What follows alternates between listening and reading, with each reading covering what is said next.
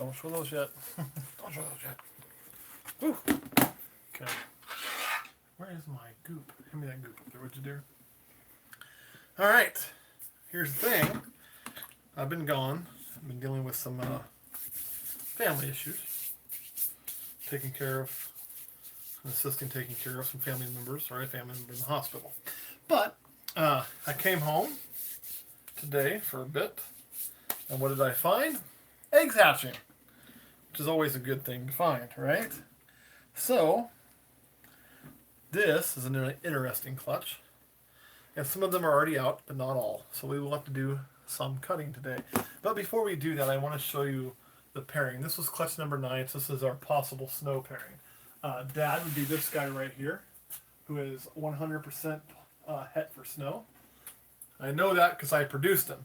So even if we don't get both recessive genes showing, I do know for a fact he is 100% het because I produced it. So 100% het SK Xanthic and 100% SK albino, or SK, 100% het for albino. So both those recessives he's het for. Now let me show you the mom. Gotta find the mom. Where are you, mom? Here. No, that's not it. Where is the mom? Yes, Chris, we do ship to Texas. And hello to everyone tuning in. This is Mom. Mom is that spider I show off that's heavily reduced. And she is also produced by me and also 100% het for SK Xanthic and for albino. This was a possible snow clutch. You can see she's doing pretty good. This was her first year breeding. She gave me seven eggs, so that's a good day. All right, we've already disinfected. Let's get in here and get to work. How many people we got on here, dear? So far, we got 60. 60. Also, remember, if you have a question, we'll try to get to it. Sometimes a lot of comments come in and she cannot get to all of them, but the super chat does work. Not required, but we won't complain. So, I'm going to show you what's out first. First is this little one here, and this is what I believe to be an albino spider. How cool is that? And I'll wash all these and set them up here in a bit. They're set up in another room because we had to convert our baby rack here to hold normal babies. But that is really cool. And again, this is also going to be possible het for Xanthic. This will be possible het for albino, possible het for Xanthic. Definitely a normal. And then we got 2 spiders. One of these was a recover one. Goofy little spider. You can see that one there. I've been digging in there. Look how reduced they are, just like their mother. So that reduction definitely passes on. You can control that through selective breeding. You don't see any spaces. You can see it's still young, kind of freaking out, but it'll be all right. You get back in there. I'm going to show you off last. One more. And again, these are all... Lily Bob, I am so glad that I don't get to have, not so glad, but I'm so glad you want to engage in a conversation with me. I'm doing very well.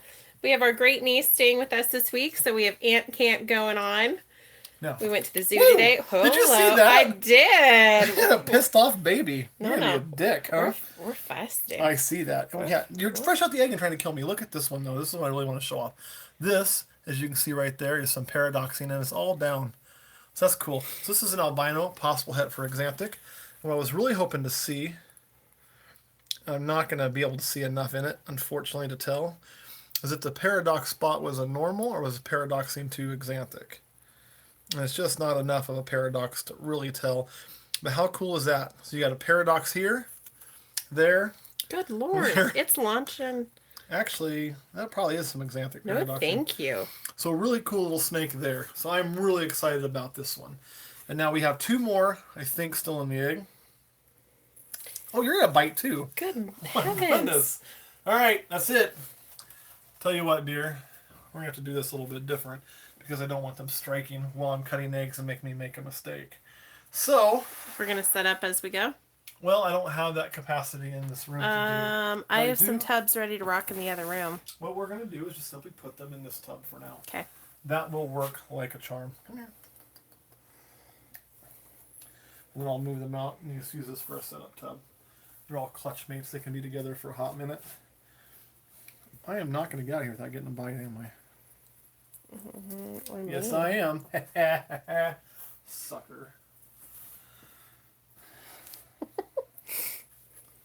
You want some of this? No, thank you. Never do that with somebody who's not good with snakes. I said no, thank you. Been around enough. I can get away with that. Why you? Well, look at this. Is a really cool snake too. This is that spider, what I believe to be a spider albino. I don't think it's a snow spider, but we'll see more when it sheds out. I think it's just a regular spider albino. All right, they'll all sit in there for a hot minute. That's 1 empty egg, 2 empty egg, 3 empty egg, 4 empty egg, 5 empty egg. We got 2 more to go. This one you can see has already pipped on its own. Let's go ahead and start with it, and we'll open it up a little bit more. Yeah, there's a flap right there. And since most of the clutch mates are out, I'm not too worried about, being as small of an opening as I normally do. We'll open this one up a little farther for you. I agree, TJ. Being bitten by a ball python in the face would definitely suck. This size wouldn't be that bad, but it would still suck. Not everybody likes balls in the face. I'm just going to leave that alone. All right, so that looks to be a normal. And again, all the normals are 50% het axanthic, 50% het albino. So let's see what's in this egg. This is probably the smallest egg right here. So let's hope, since it's the smallest one, we have a live critter in there, right? I mean, the egg feels good. Welcome, Greg. Glad you're turning in from Houston. And I don't remember who was tuning in from Portugal or the UK and Canada, but thank you so much. And Philly, I saw this shout out. Oh, man. Lily Bob, that cracks me up. Another normal. But see, I'm a little worried about that one. See that right there? That could be okay. That's an umbilicus attachment. I think it's just where the umbilicus is attached. But we are going to open this just a bit more. And here's why. That bend looks weird. I want to make sure we're not stuck on anything. And I want to make sure we have room to move. I want to make sure that if we are got a problem, we'll try to fix it. Oh, man. We got lots from Texas tuning in today. Courtney, technically we only breed snakes. However, we have quite a population of feral cats that is going on outside the house. We have about 3 of them that have randomly shown up at the porch. And I'm a sucker and continue to feed them. Okay. Here's Minnesota. What I think. We do love our Vikings. On this particular snake, I'm not going to adjust it anymore because I don't want to make it worse. But there you can see its umbilicus is attached. I do think it is attached in the belly. My concern is the way that that's bent. Are we going to end up with a major kinking situation going on? There's nothing I can do to tell for sure now until it crawls out. And it's most likely probably just an awkward way that snake is laying. But I don't see anything twisted. I think we're going to be... They're going to be okay. Speaking of which, this is a great question from Josh. He wants to know, have we ever had bad deformations? Josh, you might see one right now. Because here's the thing. That is not going to... We're going to take this one out. I do not believe this is a live baby. And this is... Here, come up here for a second, dear. This is why we do this live. I think this baby probably is going to be a deformity. I think that bend is going to be where it's at. It's going to be sad. It's going to suck if what I think is going on is right. But this is why we do this live. This will be the first baby this year that we've had and the egg be a failure. And by doing this live, like we always do, it's not to show off. It's not to... It was always been about disclosure. It's always been about being transparent in what I'm doing and how I do things and how it works for us. And this is part of it. Dead babies are part of it. It's never fun. It's never good, but it is part of what's going on. So maybe we can kind of see together what happened to this thing and the cause of it, because my issue is this is pretty fully developed. And this also could be a situation where had I been home and cut it first pip, maybe we don't have this. When do you think they picked? I don't know. I'm sorry. Had I known that, I would have checked eggs. I know you would have, dear. Not a problem. Sucks, but get that goopy mess out of there. So yeah, that's definitely a dead baby. And let's see if we can figure out the cause.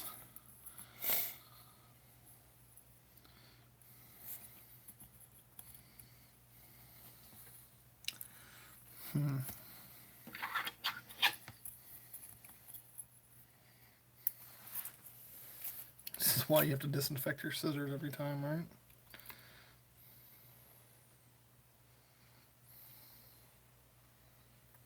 So it didn't absorb it? Well, yeah, but I don't know. Could be that twist right there in there. What twist? In the yolk sac itself. Okay. That wouldn't cause a death. That would cause a no absorption maybe, and then they'd usually just drop off. So let's bring him out here and take a peek.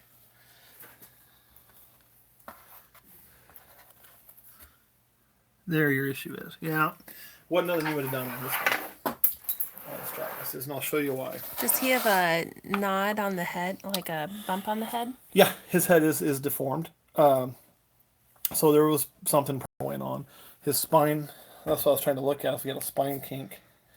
I'm not really seeing a spine kink, but there's something weird there going on, and that's where the yolk sac was attached, so it could just be trying to absorb there. I mean, his spine is apparently pretty straight, but, I'm sorry, little guy. When you look at this head, you can see it's missing, has a deformity there. See how its eye is almost non-existent, but is starting to deform. Like sucked in almost. On that side, it was there. It wasn't really duck-billed. The jaw's a little off. Get the scissors I dropped. Open its mouth here, and you can see too. Let's make sure it shows up. I'm not cutting anything, but there's a knot on the head right there. So he had a deformity in the face, and that probably. The jaw wasn't fused, but you can see it right there too. Misformed on the top jaw, that notch. And everything in there looks to be kind of a mess. Oh, Josh, you didn't jinx us. This was already done. I mean, but this egg was already set in stone. The die was cast. I mean, no jinxing going on. Here's the kicker, guys. You know, as much as sounds terrible to say.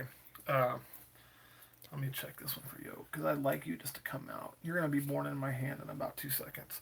Once I disinfect, that way I can clean this tub up. And we won't waste this. It'll go to the gator. But, no, we're not going to show that. Reason being is we're still trying to find the right contractor to build the cage. I want to do a bunch of stuff. Can you give me a paper towel here? With the gator, they're right there behind you. After we build the new cage. By gator, I mean dwarf camelback. I just kind of call crocodiles gators. And here's why, but again, you're just going to have this. If you breed, you're going to have this. You're going to have the occasional failure. It's no different than human beings. You breed human beings, and some babies don't make it. It's every species. There is a certain amount of just failure rate. Something goes wrong. Something was wrong in this genetically, and boom, this happened. Now, this one baby here being this way, I would chalk up to just probably bad luck at this point. Now, let's say I repeat that pairing and I get a couple more of these. That's where your tracking comes in very important, because that will tell you that something in that pairing, maybe it's time to outcross for sure, or something's going on. That's where you can kind of get that information. Where if you don't keep track of what you do and you get to a good sized collection, let's say you're breeding 30 clutches a year, it's hard to remember who bred who last year, especially 3 years ago. And if you could have the same pairing and you keep having issues, at some point you need to realize that the issue is in the pairing. Maybe it's in one snake or the other, but definitely in the pairing. And we've had that. Like this is our first instance this year, but this year albino clutch wasn't very big, and from the last of the albinos, and had a lot of slugs. The year before, in the same pairing, it did the same thing, yet that male also fathered another clutch that's getting close to hatching and didn't throw any slugs. So I know it's not the male. The mother's had multiple clutches before and been fine, so I know it wasn't the mother. But by tracking and knowing those issues within that pairing, I know not to repeat that pairing. And that's kind of the same thing here, is you do this in an effort, you track in an effort to know if this was caused by pairing and this continues to happen, you need to do something different. But now, this isn't from the spider gene, correct? No. I want to be clear, this is not from the spider gene at all. This doesn't contain spider. Look at that. It was a normal. See all that? My spiders don't have that much noise at all. And you can just tell this was a normal. His head looks a little, but it was just because of misdevelopment. But it was going to be a wild type or normal possible double het. And so, yeah, definitely not from the spider gene. If it had spider in it, then one could wonder if it assisted the cause, although I would highly doubt it, because that's not something that gene's known to do unless it's a spider-to-spider pairing, at which point, if you use a super spider, you get things like this that are all white that sometimes lead dead in the egg. From what I've been told, I've never made that pairing, but that's what I've heard. So let's end today on something that I think is kind of neat instead of something super sad. And that is something that people tell you also not to do. Here's the kicker, okay? I need this tub. I need this tub so I can clean it. I've got more eggs on the way. I need this tub. I got another one that's going to be hatching out soon, so I'll have 2 tubs. And also, because of the dead egg in there, maybe I'd have thought not cut it in there. We've got some mess that I don't really want to just leave and throw back in the incubator. And we have 1 snake still in the egg. Now this snake, all of its siblings are out. It is fully developed. It has absorbed all the yolk, I believe. So the first thing I'm going to do, because again, I don't want to do anything that's going to hurt this snake. It comes first. We're going to open it all the way. As you're cutting, how's the zoo coming, honey? Well, I've been gone for several days, so I really don't know if there's been any new progress. Last time I was in there, there was a lot of concrete work being done, which is good. It's one of the final stages. Still a lot of concrete work to do. The black throat monitor cage, like the interior of it was getting concreted in and coming along. So it's coming. Oh, sorry, buddy. Yeah, there's no yolk in there. So what we're going to do is he is just going to be born right in my hand, like that. Goopy goopy. But you can see he was ready. And there you go.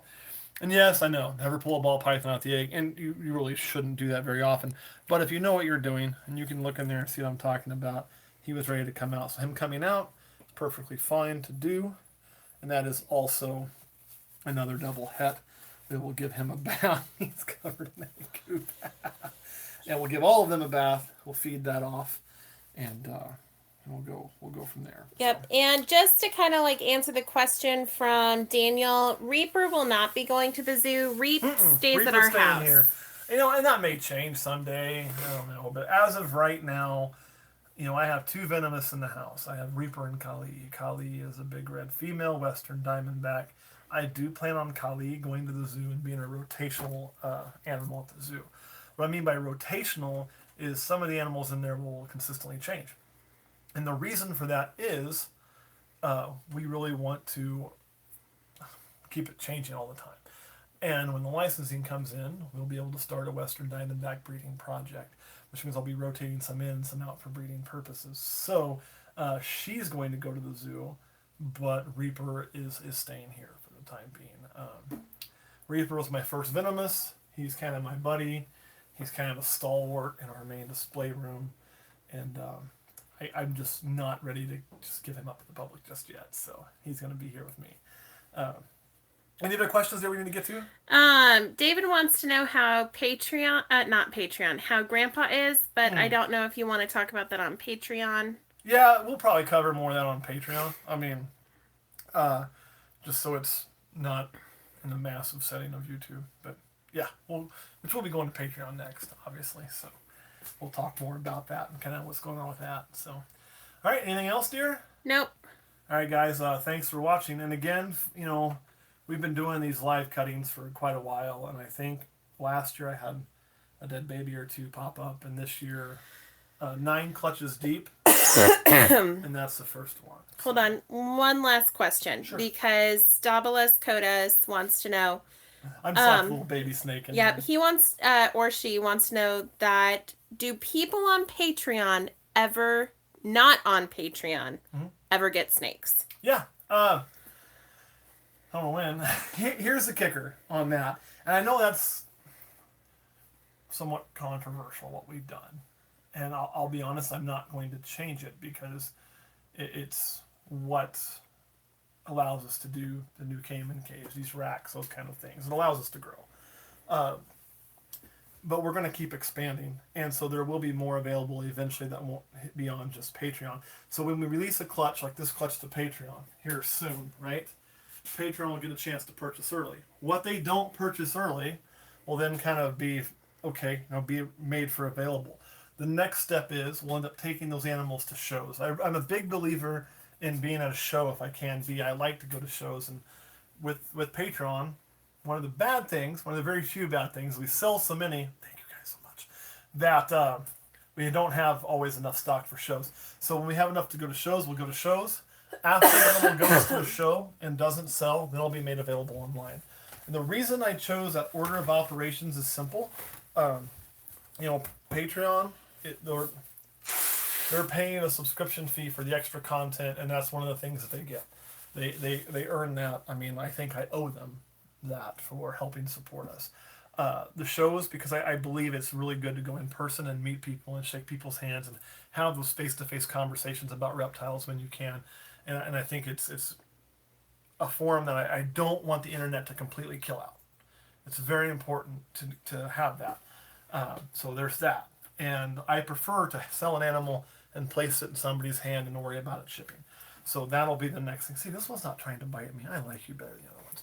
And then it'll be the online sales, which we'll probably post on Facebook or post here. I don't know all we'll post them, but definitely on our Facebook page that this is what's available, and we'll go from there. So yes, and last year there was more of that because the Patreon just started last year near the end.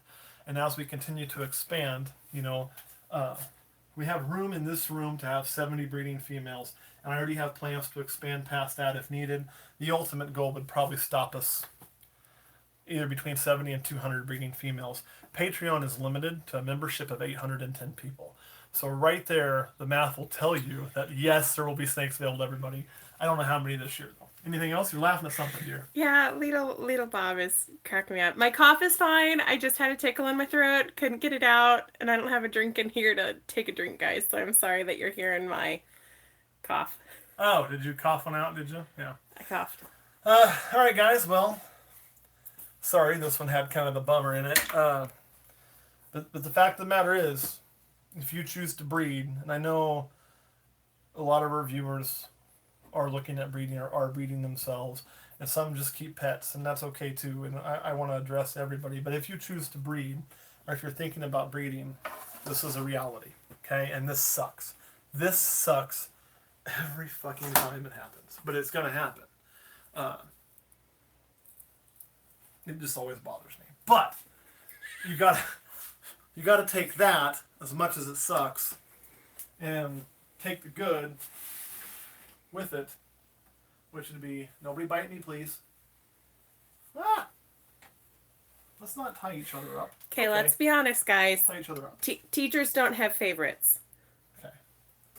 You gotta take the good with the bad, right? And we hatched our first, what I would consider an actual paradox. So that's pretty cool, Not a really heavy paradox, but definitely paradoxed. So, yeah. You gotta take the good with the bad. Dear, does that look... That's right. Yeah. Sure. Will the paradox be for sale on Patreon, or are you going to keep that one, honey? I don't know yet. I don't know. I think this is actually paradox albino too, but I don't know. It just looks a little silvery, but it's so young I can't tell right now. I don't know. Here's a dirty little secret. Every snake I hatch, I secretly want to keep. Every damn one, right? Even this little normal here, because it was nice to me. But we obviously can't do that. Well, this will answer your question here in about 2 seconds. What? Nothing. Bob cracking you up? Bob is cracking me up. Bob's a funny dude. I think Bob is trying to engage me in conversation tonight, so I'm chuckling at it all. Bob? Well done, Bob. Well played. Question Girl likes to be engaged mentally.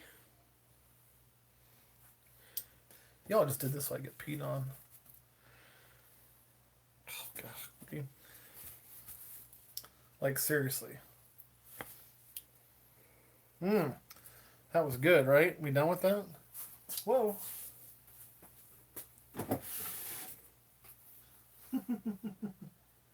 No escapees.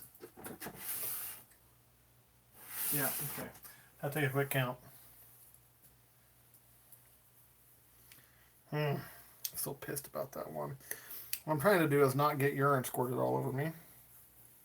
And,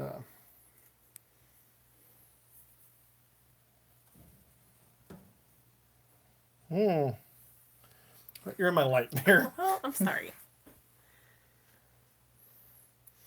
That looked kind of female-ish, but it looked a little bit red in there.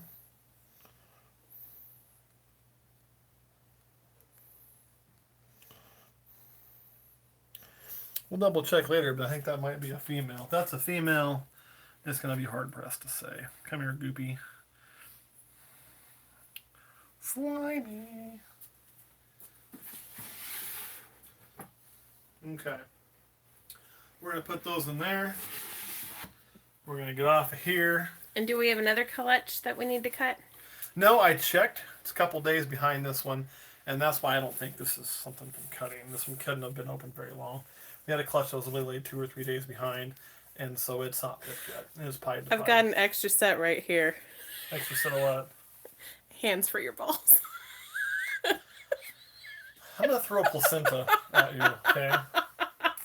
All right, guys. Let's question girls. Anything else? We're going to hop off of here and no, we should call it a night.